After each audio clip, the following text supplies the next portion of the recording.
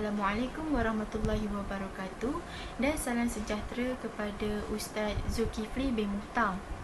Pada hari ini, saya dan juga ahli kumpulan saya yang lain ingin membentangkan tajuk berkaitan dengan tanggungjawab sosial di dalam bidang penyiaran.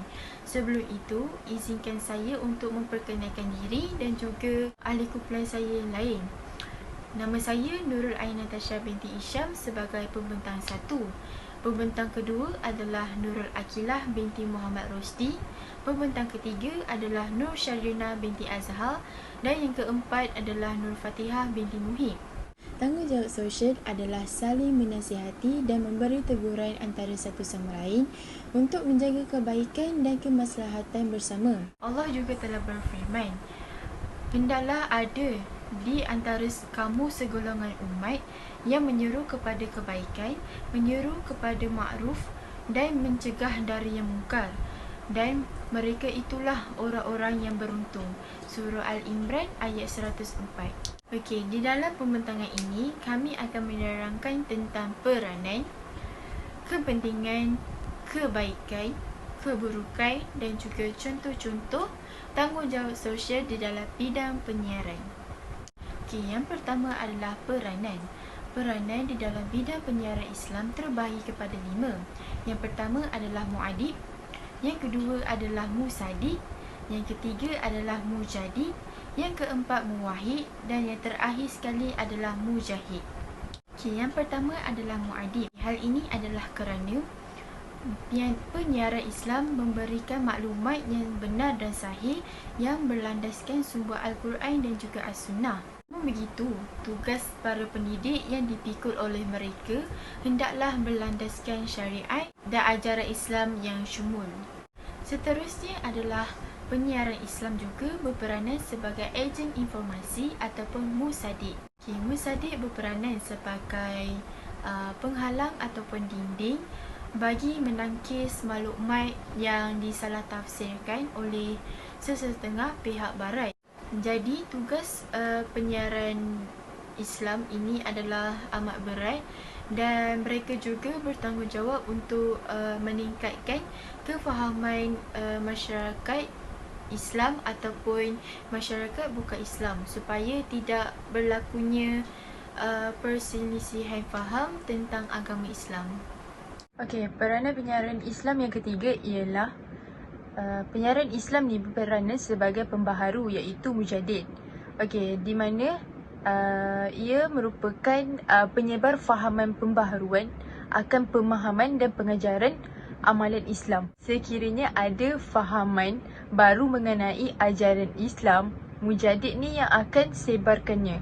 Okey, seterusnya adalah penyiaran Islam ni juga berperanan sebagai penyatu iaitu muwahhid. Okey, muwahhid ni yang mana dia yang akan menjadikan ataupun tonggak ataupun jabatan yang akan menyatu padukan umat Islam ni, dalam kata lain, dengan keadaan masyarakat kita yang tak bersatu padu pada hari ini, mereka ni yang mampu membina kembali hubungan di antara kedua-dua belah pihak yang bertelagah. Seterusnya adalah penyiaran Islam ni juga berperanan sebagai pejuang iaitu mujahid, iaitu dia berjuang untuk membela Islam, di mana melalui penyiaran ni dalam bidang lain ataupun pengamal bidang penyiaran, media massa yang lain seharusnya membentuk pendapat umum untuk mendorong tertegaknya nilai-nilai Islam. Maksudnya dekat sini, mujadid yang akan siarkan mengenai Islam. Jadi penyiaran Islam yang telah dibuat ni untuk membantu masyarakat faham mengenai Islam dan nilai-nilai Islam itu sendiri. Terusnya kita pergi kepada kepentingan penyiaran Islam. Okey, yang pertama, pentingnya penyiaran Islam ni adalah dia akan memperbaiki interaksi dan komunikasi antara satu sama lain. Okey, contohnya pihak berkuasa ni perlu membuat tapisan ataupun menapis dulu program yang akan disiarkan di kaca televisyen yang menggunakan unsur-unsur ataupun perkataan-perkataan yang kesat ataupun tak bersesuaian untuk dipamerkan di kaca televisyen, serta dengan adanya penyiaran Islam ni, ia dapat membantu memudahkan seseorang itu untuk berkomunikasi antara satu sama lain. Okey, seterusnya adalah membantras keyakinan palsu dan salah faham. Maksudnya dekat sini, sekiranya ada penyiaran Islam ni, kita dapat mengelakkan daripada salah faham yang disebabkan oleh berita-berita palsu daripada anasir-anasir luar. Akhir sekali adalah memberi kefahaman tentang hakikat agama Islam untuk melindungi masyarakat Islam dari segi kejahilan terhadap ajaran agama. Contohnya, di sini adalah dapat bendung masalah yang terpesong daripada agama Islam. Contohnya, ajaran sesat. Seterusnya adalah mengenai keburukan dan juga kebaikan tanggungjawab sosial dalam penyiaran Islam. Antara keburukan tanggungjawab sosial dalam penyiaran Islam adalah yang pertama, berlakunya perubahan tingkah laku dan juga gaya hidup kerana mudah terpengaruh. Sekiranya kita sebagai remaja, kita akan mudah terpengaruh dengan rakan sebaya. Oleh itu, kita perlulah bijak dalam memilih rakan supaya ia akan memberikan kesan yang baik kepada diri kita. Dan seterusnya adalah terikut dengan perkara-perkara negatif yang disiarkan di dalam media sosial. Sebagai contoh, masyarakat kini lebih kepada mengikut perkara-perkara viral untuk menambahkan populariti mereka di dalam media sosial. Sebagai contoh, TikTok. Dan yang terakhir adalah mendapat informasi ataupun berita yang salah di dalam media sosial. Kerana kita pada masyarakat pada masa kini lebih mempercayai informasi di dalam media sosial tanpa mengusul periksa terlebih dahulu apakah maklumat itu betul ataupun tidak betul. Mereka percaya tanpa mengusul periksa. Oleh itu, kita sebagai masyarakat, kita kena usul periksa dulu benda itu betul ataupun tidak betul. Seterusnya adalah berkaitan dengan kelebihan tanggungjawab sosial dalam penyiaran Islam. Iaitu pertama, dapat mengetahui masalah-masalah yang bukan sahaja berkaitan dengan agama sama ada berlaku di dalam negara maupun di luar negara.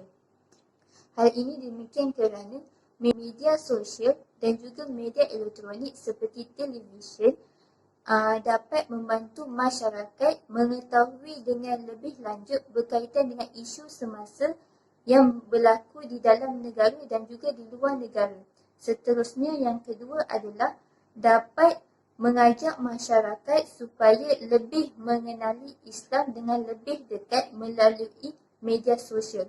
Sebagai contoh, influencer Aisyah Hijana menggunakan aplikasi TikTok untuk berkongsi ilmu agama dan juga ilmu-ilmu yang bermanfaat pada pengikut beliau di Instagram. Dan yang terakhir adalah masyarakat dapat mengetahui lebih lanjut berkaitan dengan tanggungjawab mereka melalui iklan-iklan ataupun cerita-cerita yang dipaparkan di media sosial, di mana iklan-iklan tersebut perlulah berlandaskan syariah Islam. Okey, yang seterusnya adalah contoh tanggungjawab sosial dalam bidang penyiaran. Yang pertama, saling nasihat menasihati antara satu sama lain. Manusia ni tak lari daripada melakukan kesilapan. Jadi apabila ada individu yang melakukan kesilapan, kita perlulah nasihat dia. Supaya apa? Supaya dia tidak mengulangi kesilapan yang sama pada masa akan datang. Yang kedua adalah kewajipan sesama insan untuk sentiasa menegur dan juga mengajak ke arah kebaikan dan meninggalkan kejahatan. Okey, apabila ada individu yang nak buat jahat, kita kena tegur dia, tidak kira dia berharta, dia berpangkat tinggi dan sebagainya. Kita kena tegur. Perkara baik kita perlulah sebarkan dan kita ajak orang untuk buat bersama. Dan yang jahat kita perlu tegur dan kita perlu jauhi. Dan yang terakhir adalah pihak stesen televisyen dan juga badan penyiaran perlulah bertanggungjawab memastikan program yang disiarkan mampu untuk membentuk jati diri warga negara yang cemerlang. Pihak stesen televisyen ni dia perlu pastikan setiap program yang disiarkan tu mampu memberi manfaat kepada orang lain dan juga mampu untuk membentuk jati diri warga negara yang cemerlang. Kesimpulannya, setiap masyarakat perlulah mengenal pasti dan juga menapis terlebih dahulu setiap maklumat yang diperolehi daripada stesen televisyen, sama ada sahih ataupun tidak. berasal dari sumber yang betul ataupun tidak. Ini bagi mengelakkan berlakunya berita palsu. Rancangan televisyen yang disiarkan juga perlulah berorientasikan ilmu dan bertujuan untuk mendidik. Selain itu, setiap genre kandungan program televisyen yang disiarkan perlulah bersesuaian dengan tahap lapisan masyarakat untuk ditonton tanpa mengira lapisan umur. Akhir sekali, mengetahui bahawa sifat tanggungjawab dalam diri masyarakat amatlah penting agar masyarakat dapat hidup dalam negara yang aman seperti yang diinginkan. Sekian, terima kasih.